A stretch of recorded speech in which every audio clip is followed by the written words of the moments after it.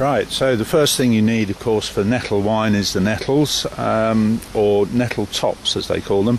The recipe calls for 2 quarts, which is 4 pints. I've no idea what 4 pints of nettle tops looks like. I take the sort of first 4 leaves, that bit, which, as far as I'm concerned, is a nettle top. If bigger leaves come, then I don't get too fussed about it. But that's my way of thinking, is the nettle top. And you need 2 quarts. Right, so having got our 2 quarts of nettle tops, this is I think a gallon saucepan, so I sort of fill it up and think, well, that's about 2 quarts. Rest of the ingredients, this isn't 3.5 pounds of granulated sugar, but it will be when I measure it. This isn't, again, a ½ ounce of thinly sliced ginger root, but it will be when I've weighed it and sliced it. 7.5 pints of water. It says I use a gallon of water because it's easier. 2 lemons, which will peel very thinly and then juice later. A teaspoon of yeast nutrient. This is Gervin yeast nutrient, 1 teaspoon of, and some wine yeast, it says in the recipe. I just use ordinary Sainsbury's dried yeast. It doesn't seem to make any difference to me. What I must say is I'm not an expert. I just enjoy making wine, and even more so enjoy drinking it. So that's the ingredients, and we'll go through the method in a minute or two.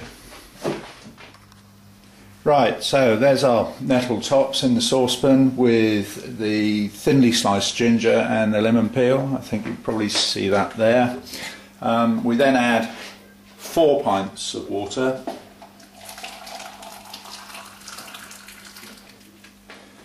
This is the boring bit.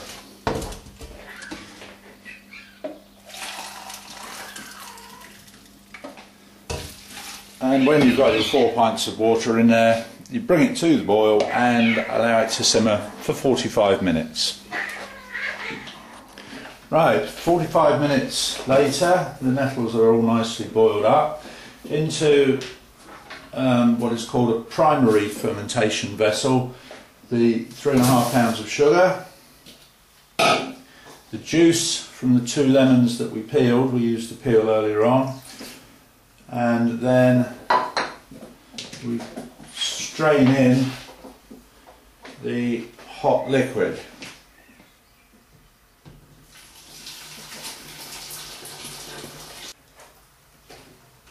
Stir well to dissolve the sugar.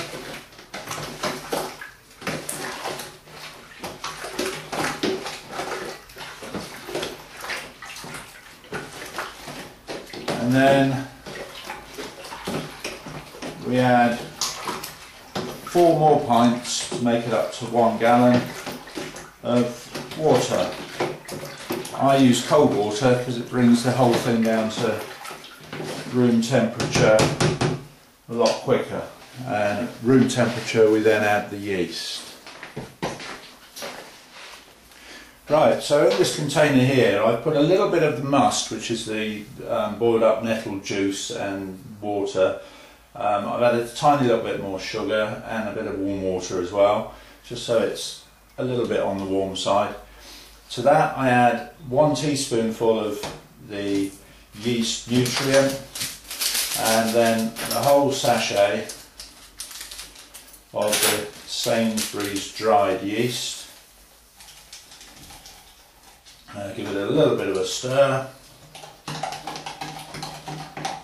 and then I leave it just in the windowsill to start fermenting in there on its own.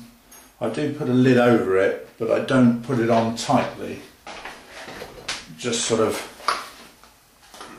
rest it on like that so that air can escape if necessary, and we'll leave that while the rest of the must is getting to room temperature. So the must is now room temperature. The yeast has started to ferment in its little container. It's actually overflowed, but never mind. And all I do is just pour it in gently into one corner. I don't bother stirring it or anything, it will find its own way around. Put the lid on tightly, and then we leave that for 4 days while the most vigorous fermentation carries on, and then we'll put it into a secondary fermentation unit and fit an airlock and let it ferment out completely so all the sugar turns to alcohol. Well, that's the general idea. Okay, so we'll leave that for 4 days now. So here we are 4 days later, and we need to get our fermenting wine into a sterilised secondary container, and all we do, I set it, is just pour it gently in.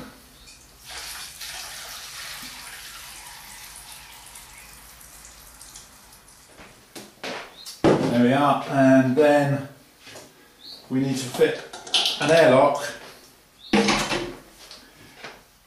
and I put just a squirt of sterilising fluid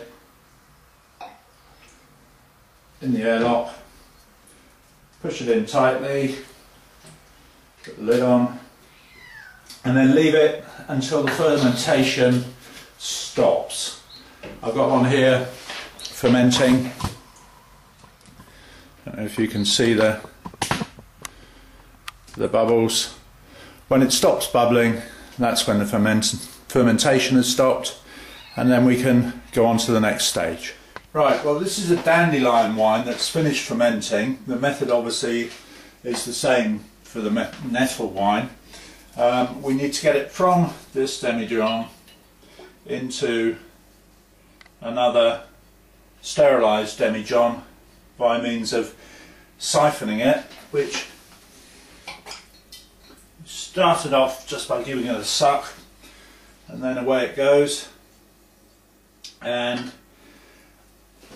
when the wine is cleared, which it eventually will, probably with the Nettle about 3 months' time, the method to get it into a bottle is exactly the same.